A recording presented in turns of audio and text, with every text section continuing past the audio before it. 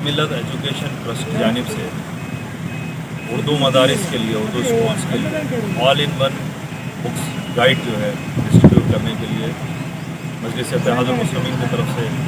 नकीब मिलत अलहाज बैरिस्टर असदुद्दीन ओवैसी साहब और हबीब मिलत अली जनाब अकबरुद्दीन ओवैसी साहब की हिदायत पर बच्चों में ताकि इल्म बढ़े, बच्चों को इससे इस्तेफादा हो, इसीलिए जो है बुक्स का तकसीम हमेशा से हर साल सालार मिलत एजुकेशन ट्रस्ट की जानिब से सालार मिलत ऑल इन वन गाइड तकसीम की जाती है। उसके सिलसिले में यहाँ पर स्कूल आए और यहाँ पर जो है बच्चों को बुक्स की डिस्ट्रीब्यूशन की। शुक्रिया।